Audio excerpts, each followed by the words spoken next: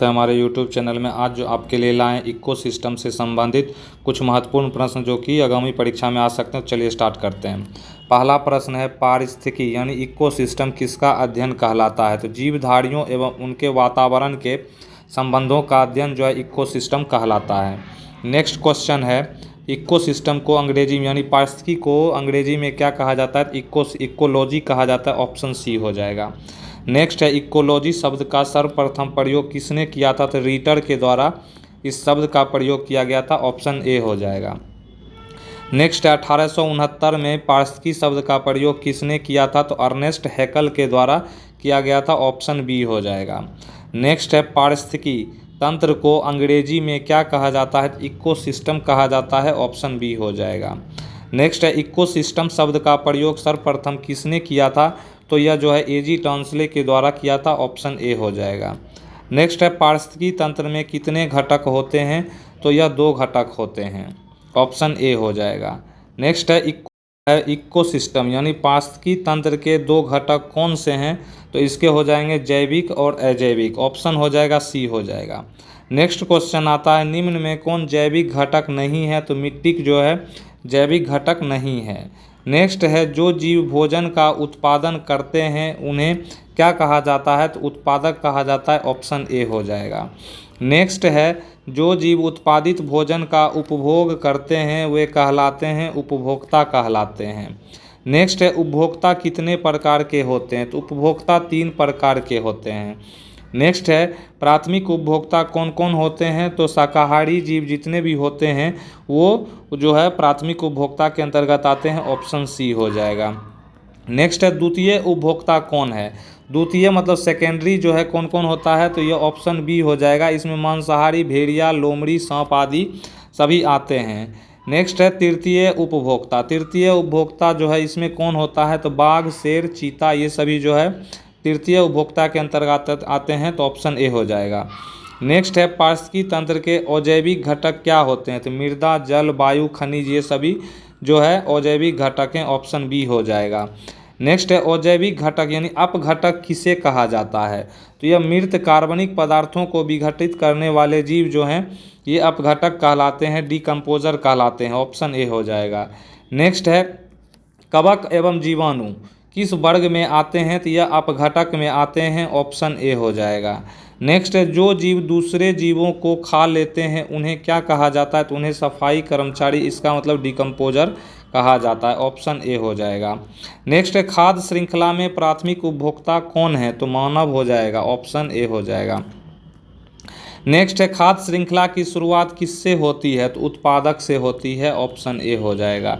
Next है, खाद्य श्रृंखला के सभी स्तर मिलकर क्या बनाते हैं? तो खाद्य जाल बनाते हैं, फूड सीरीज बनाते हैं या फूड चेन बनाते हैं। नेक्स्ट है, ऊर्जा पिरामिड किसे दर्शाता है? तो यह जो है विभिन्न पोषण स्तरों पर ऊर्जा की उपलब्धता को दर्शाता है। ऑप्शन ए हो जाएगा। नेक्स्ट है, ऊर्जा पिरामिड की आकृति कैसी होती है? तो यह जो है सीधी होती है। कैसी होती है? सीधी होती है। ऑप्शन बी हो जाएगा। नेक्स्ट है, पारिस्थितिकी के क्षेत्र में कार्य करने वाला प्रमुख केंद्र कहाँ है? तो बेंगलोर में है। बेंगलोर जो है कर्नाटक की राजधानी है। नेक्स्ट है, ऊर्जा की सबसे अधिक मात्रा कहाँ पाई जाती है? तो यह जो है उष्णकटिबंधीय वर्षा वनों में पाई जाती है। ऑप्शन ए हो जाएगा। नेक्स्ट है, ऊर्जा पिरामिड में शीर्ष स्तर पर कौन होता है? तो तृतीय उपभोक्ता होता है। ऑप्शन डी हो जाएगा। नेक्स्ट है, द्वितीय उपभोक्ता कौन होते हैं? तो मांसाहारी जैसे लोमड़ी, सांप ये सभी द्वितीय उपभोक्ता के अंतर्गत आते हैं। ऑप्शन बी हो जाएगा। नेक्स्ट है, पारिस्थितिकी विज्ञान किस भाषा के शब्द से बना है? तो यह ग्रीक भाषा के शब्द से बना है। तो ऑप्शन ए हो जाएगा। नेक्स्ट है, पारिस्थितिकी विज्ञान का अर्थ क्या होता है? तो घर का अध्ययन होता है। क्या होता है? घर का अध्ययन। ऑप्शन ए हो जाएगा। नेक्स्ट है, उत्पादक कौन होते हैं? उत्पादक जो होते हैं वे जीव जो स्वयं भोजन बनाते हैं वो उत्पादक होते हैं। उपभोक्ता कौन होते हैं? उपभोक्ता वो होते हैं जो दूसरे जीवों पर निर्भर रहते हैं। तो ऑप्शन बी हो जाएगा। नेक्स्ट है, अपघटक का मुख्य कार्य क्या है? अपघटक जो है मृत कार्बनिक पदार्थों का क्या करता है? विघटन कर देता है। तो ऑप्शन ए हो जाएगा। नेक्स्ट है, जैविक घटकों में कौन शामिल नहीं है? तो यह जो है वायु जो है शामिल नहीं है। ऑप्शन डी हो जाएगा। नेक्स्ट है खाद्य श्रृंखला में अंतिम स्तर पर कौन होता है, तो तृतीय उपभोक्ता होता है, ऑप्शन सी हो जाएगा। नेक्स्ट है कौन सा घटक पारिस्थितिकी तंत्र का जैविक भाग है, तो यह जो है उपभोक्ता जो है जैविक भाग, ऑप्शन सी हो जाएगा। नेक्स्ट है पारिस्थितिकी शब्द का संबंध जो है किससे है, जीवों और उनके पर्यावरण से संबंधित है, ऑप्शन ए हो जाएगा। नेक्स्ट है जो जीव मरे हुए जीवों को खाते हैं वे क्या कहलाते हैं, तो डिकम्पोजर अपघटक कहलाते हैं, ऑप्शन ए हो जाएगा। नेक्स्ट है ऊर्जा पिरामिड में सबसे नीचे कौन होता है, तो उत्पादक जो है सबसे नीचे होता है, ऑप्शन ए हो जाएगा। नेक्स्ट है पारिस्थितिकी विज्ञान की दृष्टि से मानव क्या है, तो प्राथमिक एवं द्वितीयक उपभोक्ता के अंतर्गत भी आता है, तो ऑप्शन सी हो जाएगा। नेक्स्ट है पारिस्थितिकी शब्द का मूल अर्थ क्या है, ये घर का अध्ययन कहलाता है, ऑप्शन बी हो जाएगा। नेक्स्ट है जो जीव सड़ी गली वस्तुओं को विघटित करते हैं उन्हें अपघटक, यानी ऑप्शन बी हो जाएगा। नेक्स्ट है कार्बनिक अजैविक घटकों में क्या शामिल होता है, तो इसमें कार्बोहाइड्रेट, प्रोटीन और वसा होता है, ऑप्शन सी हो जाएगा।